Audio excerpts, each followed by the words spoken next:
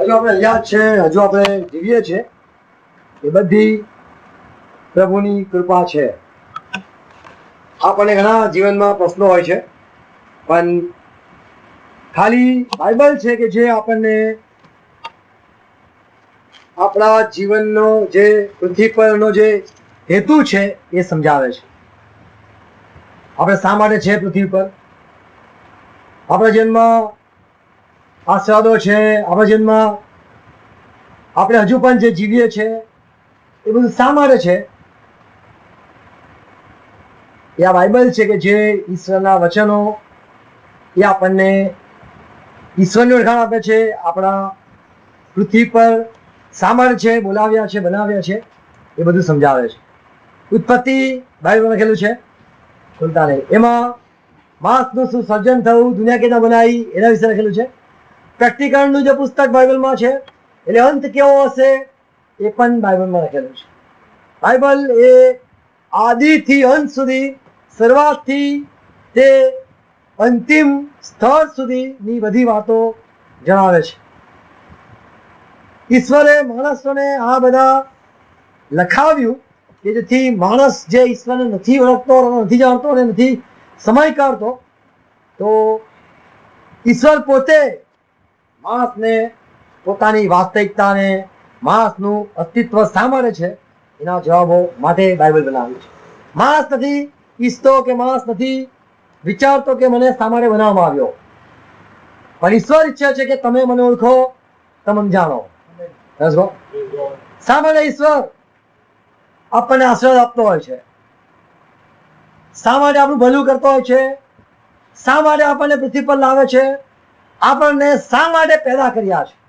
શું વ્યર્થતા માટે, શું દુઃખો માટે, શું તકલીફો માટે, શું સંકટો માટે, વિપત્તિઓ માટે? જે લોકો કંગાલ હોય છે, જે લોકો બેઘર હોય છે, એ લોકો વિચારતા હોય છે કે શા માટે અમે આખું જીવન ઝૂંપડામાં રહીશું? શા માટે અહીંયા આવ્યા છે? અમારો જન્મ શા માટે મહેલમાં નથી થયો? આપણને પ્રભુ આશીર્વાદ આપે છે, બધાને શ્વાસ મળે છે, બધાને ખાવાનું મળે છે, પક્ષીઓને બી ખાવાનું મળે છે. આપણે ઈશ્વરમાં માનીએ છીએ. મનુષ્ય છે કે જે ઈશ્વર માને છે. જાનવરો કદી ઈશ્વરમાં માનતા નથી, કે કદી એ લોકોને કશું મળ્યું હોય તો એ લોકોએ આભાર નથી માન્યો, બસ ફાઇટ મારી જાય. કૂતરાને રોટલી મૂકી હોય અને દૂધ મૂક્યું હોય, કદી જોયા છે કૂતરાઓ પ્રાર્થના કરતા? આભાર, પેલા તમે ચાખી લઉં, બહુ તરસ્યો છું, તમારે પાણી આવ્યું. કદી જાનવરોને આપણે મંદિર બાંધતા, મસ્જિદ બાંધતા, ચર્ચ બાંધતા, પક્ષીઓને કદી ભેગા થઈને ભક્તિ કરતા, ભંડારો કરતા નથી જોયા. મનુષ્ય છે કે જે ઈશ્વરને માને છે અને ઓળખે છે. બાઇબલ જ કહે છે કે માણસમાં આત્મા છે, જાનવરમાં આત્મા નથી. અને જાનવર એ માણસ માટે લીલા શાકભાજી જેવા છે. આપણે મચ્છરને બી માર નાખીએ છીએ, રેકેટ આપણે ચાઇના રેકેટ ફાટ ફાટ, કદાચ આપણે જો એને હાથમાં માનતા હોય તો ના મારવા જોઈએ, કારણ કે કદાચ દાદા હોય, દાદી હોય, કોઈના ભાઈ ફલા ઢેકણાના બી કશું હોય એટલે ફટ ફટ આપણે મારીએ છીએ. પણ બાઇબલ એવું નથી શીખવતું. બાઇબલ કહે છે માણસ જે છે ઈશ્વરનું સર્જન છે ને ઈશ્વરની પ્રતિમા છે, અને માણસ માટે બધું બધું જ જે કઈ છે, સૂરજ માણસ માટે છે, પાણી માણસ માટે છે, બધું જ માણસ માટે છે. બધા વાહનો માણસ માટે છે, રાત માણસને આરામ કરવા માટે છે, રજાઓ માણસના આરામ માટે છે, ઝાડ ને બધું જ જે કઈ છે સૃષ્ટ વસ્તુઓ એ બધું મનુષ્ય માટે છે. માણસ ચાહે એનો ઉપયોગ કરી શકે છે. શા માટે પ્રભુ આશીર્વાદ આપતો હોય છે? એની 5 વાતો જરા કહેવા માંગુ છું. કારણ કે એ ભલો ઈશ્વર છે, એ દયાળુ ઈશ્વર છે, એ સારો છે, અને એ કદી પણ સારું કરતા રોકાતો નથી. બસ એક સારો છે, એટલે એ બધાને એ ભલો હોય કે ગુંડો હોય, કોઈ પણ માણસ કેવા પણ હોય, ભલા હોય કે ગુંડા હોય, ન્યાય હોય કે અન્યાય હોય, એમના ખેતરમાં વરસાદ પડતો હોય છે. આપણે કહીએ આ દુષ્ટના ખેતર પર વરસાદ ના પડે, આ સારા માણસ પર એના ખેતરમાં વરસાદ પડે તો સારું. પણ ઈશ્વર એ અનુપકારી હોય કે ગુંડા હોય, સારા હોય, પાપી હોય, બધા ઉપર સૂરજને ઉગાવે છે અને વરસાદને વરસાવે છે. એટલે ઈશ્વર જે છે એ કોઈ સારા હોય એના માટે નહીં, ગુંડો હોય કે ગુંડો હોય કે સારો હોય, દરેક માટે એ દેવ જે છે એ ભલો છે. એની ઓળખાણ બાઇબલ એમ આપે છે કે દેવ જે છે એ ગુડ ગોડ છે, એ સારો દેવ છે અને એ બધા માટે સારો છે, બધાને હિત કરતા છે. એવું નહીં કે ભાઈ તને તો નડશે, તને તો તકલીફ થશે. એ શનિ મંગળ બુધ ગુરુ નથી કે કોઈના માટે ફાયદાકારક ને કોઈના માટે નુકસાનકારક.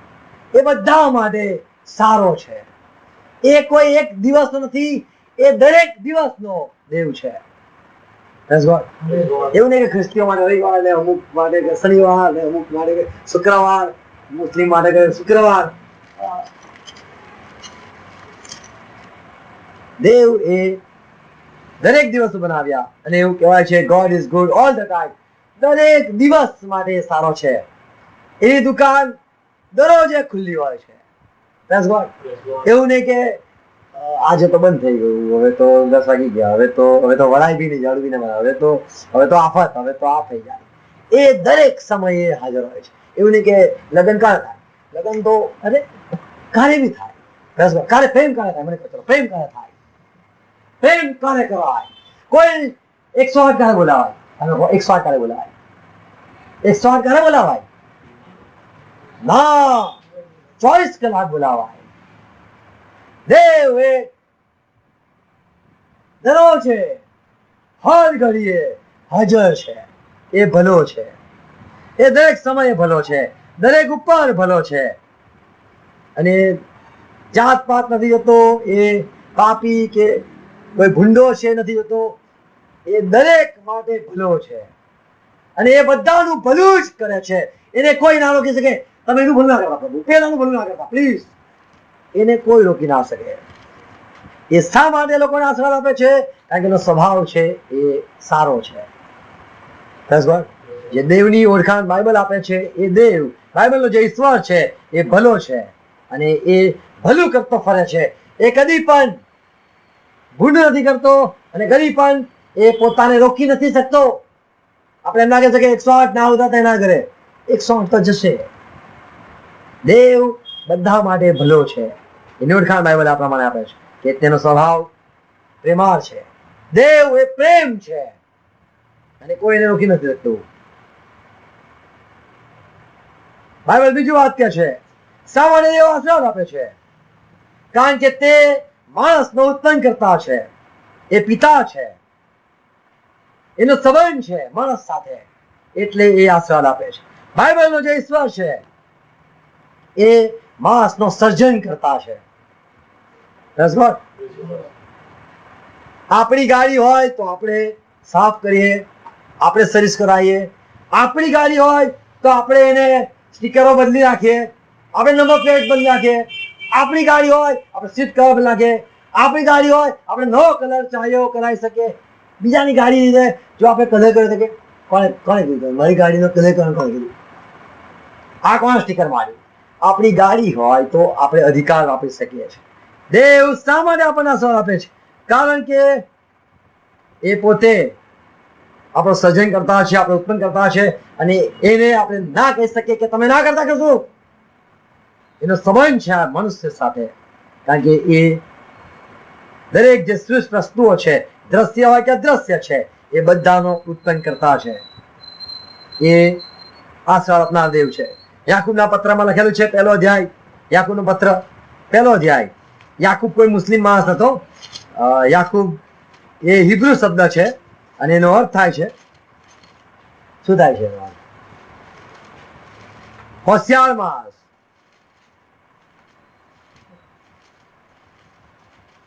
છેતરે એવો નહીં, પણ હોશિયાર માણસ. યાકૂબનો પત્ર 1 અધ્યાય 17 કલમ. દરેક ઉત્તમ દાન, દરેક સંપૂર્ણ દાન ઉપરથી હોય છે. આપણને કદાચ લાગે છે કે જમીનમાંથી બધા આશીર્વાદ આવે છે. ના, આશીર્વાદો, સફળતા બધી ઉપરથી આવે છે. આપણે અહીંયા જોઈએ છે અહીંથી આવશે, ત્યાંથી આવશે. આશીર્વાદ ઉપરથી આવે છે. દરેક ઉત્તમ દાન, દરેક સંપૂર્ણ દાન ઉપરથી હોય છે. અને પ્રકાશનો જે પિતા છે, જેમાં ફરક નથી પડતો, વિકાર નથી થતો, એ બદલાતો નથી, એની પાસેથી આવે છે. આશીર્વાદ ઉપરથી ઉતરે છે, કારણ કે તે પિતા છે. એ આપણી સાથે સંબંધ રાખે છે, માટે આશીર્વાદ આપે છે. હું એટલા માટે આ વાતો કહું છું કે આપણે ઓળખીએ, આપણને જે આશીર્વાદ આપે છે એને આપણે ઓળખીએ. શા માટે ભલું કરે છે, શા માટે હજુ આપણે અહીંયા પૃથ્વી પર છે, એને ઓળખીએ.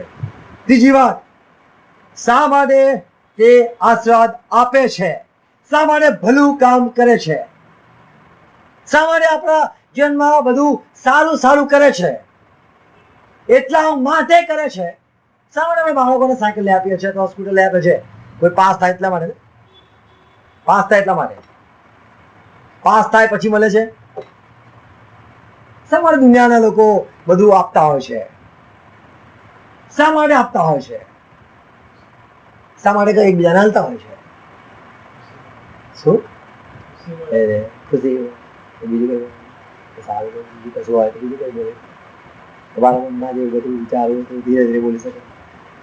તમે મોહ છે કે નહીં? હા, બહુ સરસ. શા માટે આપણે બીજાનું ભલું કરીએ છીએ? અને બીજાને આપણે, આપણા બાળક હોય તો આપણે આશીર્વાદ આપીએ છીએ, આપણા ભાઈ હોય, બહેનો હોય, કે આપણા સગા હોય તો આપણે સંબંધ બનાવવા માટે, પ્રેમ કરતા હોય માટે. આપણા છે તો છે જ. બે પ્રકારના લોકો છે, એટલા માટે આપતા હોય છે. ચલો, કોઈ ભણ્યું હોય, કોઈ ફેલ થયું હોય તો એને કશું મળે? ફેલ થવાને કશું મળે ના મળે. પણ જે ઈશ્વર છે એટલા માટે આપતો હોય છે, બેટા બીજી વાર પાસ થજે, લે બીજી વાર. શા માટે એ આપે છે? દેવ શા માટે આપે છે? એ બતાવવા માટે હું કૃપા આપું છું. હજુ એક વન મોર ચાન્સ આપું છું. આપણને શ્વાસ મળે છે, બધું જે મળે છે એ આપણે સારા છે એટલા માટે ના, સારા છે એટલા માટે નહીં, પણ આપણે સારા થઈએ એટલા માટે દેવ આપે છે. દુનિયાના લોકો, મા બાપ એ બાળકને એટલા માટે આપે છે, તું સારું કરશે, સારું કર્યું ને આ વખતે ઇનામ આપણા તરફથી, ઇનામ. ત્યાં સારું કર્યું, ઇનામ. દેવ છે, તું સારું કર, લે ભાઈ લે, તું સારું કર, સારું જીવ, લે શ્વાસ લે. દેવ આપણે સારા છે એટલા માટે સૂરજ નહીં આપ્યો, કે પાણી નથી આપ્યું, કે નદીઓને બધું નથી આપ્યું, પણ આપણે સારા બનીએ એ ચાન્સ આપે છે. પુનર્નિયમ માં લખેલું છે 8મો અધ્યાય, સાંભળો 16મી કલમ. જેને અરણ્યમાં ઈશ્વરે જે ભોજન તમને આપ્યું, તમારા પિતૃઓએ કદી ખાધું નતું એવું ખાવાનું આલ્યું. એટલા માટે આપ્યું કે તે તમને નમાવે અને આખરે તમારું ભલું કરે. દેવ માણસને એટલા માટે આશીર્વાદ આપે છે કે માણસ સમજે અને જીવન સોંપે. આપણને આશીર્વાદ એટલા માટે આપે છે કે આપણે એને જીવન સોંપીએ, આપણે એની જ પાછળ ચાલીએ, એને જ ઓળખીએ, આપણે ના થઈ જઈએ. એને જે ગમે છે કરીએ, એ જે નથી ગમતું એ કરી ના કરીએ. બીજા અર્થમાં આપણે એમ કહે કે ખરીદી લે છે આપણને. જયારે કોઈ બહુ બધો પ્રેમ કરતા હોય છે, તો એહસાનમાં ખરીદાય છે. માણસ એહસાનમાં ખરીદાઈ જાય છે, એહસાન નીચે આવી જાય છે. આપણને કોઈ બહુ બધા પૈસા આપ્યા હોય, બહુ બધા પૈસા આપ્યા હોય અને આપણે દબાઈ ગયા હોય, પછી આપણે ગુલામ થઈ ગયા છે. દેવના ગુલામ ખરેખર વાત આપણે દેવના ગુલામ થવું જોઈએ, કોઈ મનુષ્યના નહીં. કારણ કે દેવ આપણને મફત શ્વાસ આપે છે. બાકી ઓક્સિજનના બાટલાના મોંઘા હોય છે, આઈસીયુ નું બહુ મોટું બિલ હોય છે. દેવ મફત આપે છે. દેવ એટલા માટે આશીર્વાદ આપે છે. ચોથી વાત એ સાબિત કરવા માટે કે દુનિયામાં જે કઈ છે એ બધું ભૂંડું છે, હું એક સારો છું, મને ઓળખો. દેવ એટલા માટે આશીર્વાદ આપે છે કે આપણે વિશ્વાસ કરીએ કે તે છે, તે છે. આજે આપણે એને નથી ઓળખતા, આપણે નથી માનતા, આપણે આમ જ જીવન જીવીએ છીએ, આમ જ આપણે જીવન વિતાવીએ છીએ અને એ વાસ્તવિક છે, હકીકતમાં છે, તે આપણે નજરઅંદાજ કરીએ છીએ. એ છે એવો વિશ્વાસ કરીએ અને જે આપણને એમ કે છે નથી, દેવ જેવું કોઈ છે જ નહીં, એનો આપણે નકાર કરીએ. જેવું કહે છે દેવ નથી, એનો નકાર કરીએ. દેવ પોતાને સાબિત કરવા માટે આ બધું શ્રેષ્ઠ વસ્તુઓમાં આશીર્વાદ આપે છે કે આપણે એનામાં માનીએ. જે નથી માનતો, બાઇબલ કહે છે જે ઈશ્વરમાં નથી માનતો એ મૂર્ખ છે. પણ ઈશ્વર એ છે એવું આપણે માનીએ માટે આપણા પર આશીર્વાદ આપે છે, કૃપા પર કૃપા આપે છે કે આપણે એનામાં વિશ્વાસ કરી લઈએ. એ ભલો છે એટલા માટે આપે છે, એ સંબંધ ધરાવે છે એટલા માટે આપણને આશીર્વાદ આપે છે, એટલા માટે આશીર્વાદ આપે છે કે આપણે એની પાસે ચાલવા લાગી જઈએ, આપણે નમીએ એના પાસે. એટલા માટે આશીર્વાદ આપે છે કે આપણે વિશ્વાસ કરીએ કે એ છે. અને એટલા માટે આશીર્વાદ આપે છે. પાંચમી વાત, એ વચન આપે છે, હું તને આશીર્વાદ આપીશ. એટલા માટે આશીર્વાદ આપે છે કારણ કે વચન આપે છે. જો આપણને વચન આપે છે કે હું તને આપીશ, તો પછી એ આપે જ છે. પ્રભુ કોને વચન આપે છે? જે પ્રભુનો સ્વીકાર કરે છે. જો આપણે ભાજપને વચન આપ્યા એટલે આપણે ભાજપને વોટ આપીએ છીએ. એ ભાઈ ભાજપ વચન પૂરું કરે છે. વચન કોને મળે છે? જે એને વોટ આપે છે. આપણે જયારે પ્રભુનો સ્વીકાર કરીએ છીએ તો આપણો સંબંધ થાય છે અને આપણને વચન આપે છે.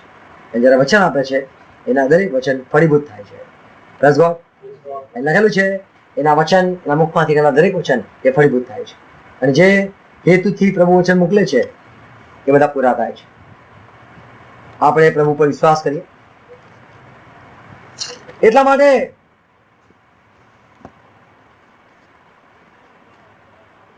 આપણે વિશ્વાસ કરવો જોઈએ કે જેથી આપણને જીવન મળે. આ પૃથ્વી પર જે જીવન છે એ દરેક જાનવરનું જુદું જુદું જીવન છે. કોઈ 200 વર્ષ જીવે છે, હાથી 100 વર્ષ જીવે છે, કાચબા 800 વર્ષ બી હોય, 500 વર્ષ બી હોય, વેલ બી બહુ લાંબુ જીવન જીવે છે. નાના નાના પક્ષી હોય, ફુદ્દા હોય, એ કલાકોના જીવન જીવે છે. આપણું જીવન કદાચ 70 વર્ષ 80 વર્ષ બળને કારણે હોય અને પછી આપણે સમાપ્ત થઈ જાય, આપણે માટીમાં જતા રહીએ છીએ. આ ઈરાદાથી માણસને નથી બનાવવામાં આવ્યો. એ ઈરાદાથી માણસને સર્જવામાં આવ્યો છે કે માણસ આ પૃથ્વીમાં એને પામી લે, એટલે ઈશ્વર જે જીવન છે એને મેળવી લે. બાઇબલનો એક સેવક એ ઈસાક, એના વિશે જરા વાંચવા માંગુ છું, સાંભળજો. થોડું વાંચવા માંગુ છું. 26મો અધ્યાય, ઉત્પત્તિ 26મો અધ્યાય. ઇબ્રાહિમના સમયમાં જે દુકાળ પડ્યો એવો જ બીજો દુકાળ પણ ફલિસ્તીના સમયમાં ફલિસ્તીનો રાજા હતો માં પડ્યો અને એ સમયમાં ઈસાક હતો એનો દીકરો 12મી કલમ. ઈસાકે તે દેશમાં વાવણી કરી, એટલે દુકાળના સમયમાં વાવણી કરી. આપણને જરા આશીર્વાદ મળે છે ત્યાંથી આપણે સારું જીવન જીવીએ છીએ. આપણે વિશ્વાસ કરીએ છીએ પછી આપણે જીવીએ છીએ. અને બાઇબલનો જે સેવક છે એને પહેલાથી જ વિશ્વાસ કર્યો અને દુકાળમાં વાવણી કરી. દુકાળમાં કોઈ વાવણી ના કરે, દુકાળમાં કોઈ વાવણી ના કરે, પણ ઈશ્વરે વચન આપ્યું અને એવો વિશ્વાસ કર્યો કે દેવે મને આપ્યું છે, દેવ આશીર્વાદ આપ્યો છે, એવા વિશ્વાસથી જ જીવન સોંપી દીધું અને એને દુકાળમાં વાવણી કરી. એ કોઈ એક્સપિરિયન્સ વાળો નતો, પણ એને વિશ્વાસ કર્યો, એ દેવ પર વિશ્વાસ કર્યો. દેવ ભલો છે, દયાળુ છે અને સાચો છે. એના પર વિશ્વાસ મૂકીને જ એને પહેલાથી આભાર માન્યો, પહેલાથી જ સારો સુધરી ગયો. આપણા જીવનમાં અમુક તકલીફો આવે છે પછી આપણે સુધરીએ છીએ. કદાચ એને દારૂ પીધા, બહુ બધો દારૂ પીધો ને પછી એટેક આવ્યો હોય ને કહે છે ડોક્ટરે કીધું હજુ હવે પીશો તો હવે ગયા, આ બધું ફેલ થઈ ગયું છે અને કહે છે હવેથી હું સુધરી જવું છું. એ પછી સુધરવું અને પહેલાથી સુધરી જવું એ જ્ઞાની માણસ, હોશિયાર માણસ. પ્રભુ કૃપા આપે છે, પ્રભુ જ પર આપણે પૂરો વિશ્વાસ કરી અને દુકાળમાં એવી સ્થિતિમાં જ આપણે વિશ્વાસ કરી લઈએ. દેવ જે છે એનું સામર્થ્ય બતાવશે, એની કૃપા બતાવશે. આમેન. God bless you. પ્રભુ આશીર્વાદ આપે, પ્રભુ સમજણ આપે. આપણે આખો બંધ કરીએ. ઈસાકે દુકાળમાં વાવણી કરી, કારણ કે ઈસાક દેવને ઓળખતો હતો. આપણે દેવને ઓળખીએ. જે દેવ છે આ સૃષ્ટિ ઉત્પન્ન કરતા તે પ્રેમ છે. હું એને ઓળખાણ આપું છું. જે દેવ છે એ પ્રેમાળ દેવ છે. જે દેવ છે એ ભલા ભૂંડા પર, ન્યાય અન્યાય પર સૂરજ ઉગાવે છે, વરસાદ વરસાવે છે. જે દેવની વાત હું કરું છું એ હરેક સમયે ભલો છે. જે દેવની ઓળખાણ કરું છું, આપું છું, એ દેવ એટલા માટે આશીર્વાદ આપે છે કે તે બતાવે કે મારા પર વિશ્વાસ કરો. એ દેવ એટલા માટે ચમત્કાર કરે છે કે જેથી આપણે એને જીવન સોંપી દઈએ. આપણો વિશ્વાસ એના ઉપર થાય માટે ભલું કરે છે. એ ઈચ્છે છે કે જે સાચી ઓળખાણ એની છે એ દયાળુ છે, પ્રેમાળ છે, ભલો છે, આશીર્વાદ આપે છે, ભલું કરે છે અને દરેક માટે ભલો છે. એની ઓળખાણ દરેકને થાય એના માટેની છાપ શેતાને બગાડ નાખી છે. દેવ અન્યાય છે, દેવ ક્રૂર છે, એ મજાક કરે છે. એ પોતાના સર્જનને ઓળખતો નથી. એ પોતાના કૃતિ, પોતાની ઉત્પન્ન થયેલી વસ્તુઓને ધિક્કારે છે. એની જે ઓળખાણ થઈ છે, ગેરસમજ થઈ છે, એને દેવ મટાવવા માંગે છે. સાચી ઓળખાણ દેવ આપે. પ્રભુ તમારા વચનો સંભળાવ્યા છે. તમે આખરે ભલું કરો અને નમાવા માંગો છો, દેખાવા માંગો છો. તમે ભલા છો અને ભલું કરતા થાકતા નથી, કંટાળતા નથી. દરેકને હાથ ખોલીને આશીર્વાદ આપો છો. ભલા પ્રભુ તમારી સાચી ઓળખાણ કુટુંબને થાય. બાઇબલના દેવ ઇબ્રાહિમ, ઇસ્હાક, યાકૂબના દેવ, આ ઘરની મુલાકાત લો. તમારું વચન કે છે જેના દ્વારા જગત ઉત્પન્ન થયું, જેના માટે જગત ઉત્પન્ન થયું, તે પોતે સર્જન કરતા, ઉત્પન્ન કરતા જે દેવની સાથે હતો, તે પોતે મનુષ્ય દેહ ધારણ કરીને આવ્યો. પોતાના લોકોની ભાષામાં પોતાના લોકોએ ઓળખ્યો નહીં, પણ જેટલાએ તેનો ઓળખ્યો, જેટલાએ તેનો અંગીકાર કર્યો, સ્વીકાર કર્યો, તેટલા તેના દીકરા થઈ ગયા અને તેઓને તેને વચન આપ્યા. પ્રભુ અમે તમારા પર વિશ્વાસ કર્યો છે. તમે મારા ઉત્પન્ન કરતા છો. તમે જ માત્ર મારા ઉત્પન્ન કરતા છો. તમારા માટે અમે સર્જ્યા છે પ્રભુ. તમે ભલા છો. તમે ભલું કરતા ફર્યા. અને ઓળખાણ આપી. જેટલા તમે ઓળખી શક્યા, જેટલા તમે સ્વીકાર કરી શક્યા, તો દરેકની પરિસ્થિતિ બદલાઈ ગઈ. અમે તમને ઓળખીએ છીએ, તમે અમારા ઉત્પન્ન કરતા છો. અમે તમને ઓળખીએ છીએ, તમે આશીર્વાદ આપો છો. અમે તમને ઓળખીએ છીએ, તમે ભલું જ કરો છો, કારણ કે તમે ભલા છો. ભૂલું તમારી દૂર છે. તમે સારું વિચારો છો, બધાનું હિત વિચારો છો, અને તમે હાથ ખોલીને આશીર્વાદ આપો છો. આ કુટુંબ પર કૃપા થાય.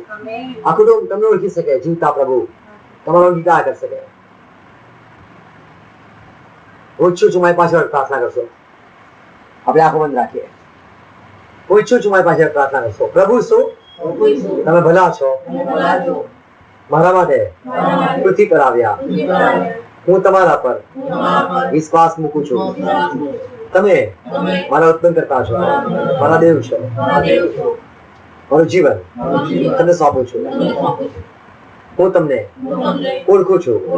તમે દયાળુ છો, પ્રેમાળ છો. તમે ઉત્તમ ઘેટા પાડક છો. પોતાના ઘેટા માટે, એટલે મારા માટે જીવ આપી દીધો. અમને બચાવવા માટે લોહી વેવડાવ્યું. તમારી કિંમત પર અમે વિશ્વાસ કરીએ છીએ. મારા પાપોની માફી આપો. હું આભાર માનું છું. તમારા લીધે મારા પાપોની માફી મળી છે. તમે મારું બલિદાન છો. હું વિશ્વાસ કરું છું. મારું જીવન તમને સોંપું છું. મને આશીર્વાદ આપો. આમેન. પ્રભુ આ દરેકને જે પ્રાર્થના કરી છે, દરેકને પ્રભુ સુખી જીવતા આશીર્વાદ આપો. આશીર્વાદ આપો. આશીર્વાદ આપો. આ ઘણું ભલું થાય, મારું ભલું થાય. દરેક પ્રભુ સાંભળનાર દરેકને કૃપા આપો. પ્રભાર પ્રભુ સંગત આપી માટે તમારા શનો જે સંભળાવ્યા છે, તમારી ઓળખાણ જે કરાવી છે, પ્રભુ એવો ભાઈ રાત્રે સપના સંદેશ સંતાનો વાત વ્યવહાર કરો. અમારી હાજરીમાં રાખો. દૂતો માફત રક્ષણ માંગુ છું. સારામાં દિવસો, ઉત્તમ પ્રસંગો, સમયો વલણ આપો. જેમ ઈસાકે દુકાળ સમયમાં બી નાખ્યું, વાવણી કરી, એ જ વર્ષમાં સ્વર્ણ પામ્યો. પ્રભુ દરેક સાંભળનારને દરેકને કૃપા આપો. વિશ્વાસથી બી નાખે, વિશ્વાસથી જીવે, આજથી સારું જીવન જીવે. કારણ કે તમે ઈચ્છો છો, અમે વિશ્વાસ કરીએ. તમે અમને અગણિત આશીર્વાદ આપ્યા છે. અમે આશીર્વાદથી સુધરતા નથી, પણ તમારા પ્રેમ, તમારા બલિદાનના લીધે અમે સુધરીએ છીએ. તમે આશીર્વાદ તો આપવાના જ છો. અમને તમારો વિશ્વાસ છે. એવો આ ઘણું બધું કરો. દરેકને આશીર્વાદ આપો, દરેકને સમજણ આપો. આ જે બધી વાતો છે એ હૃદયમાં વવાઈ જાય, સોના ફળ લાવે. ખ્રિસ્તમાં કહું છું. Amen, amen, amen. આવો પ્રભુ શ્રી સાથે કરીએ. આકાશમાં રાજ્ય જગતમાં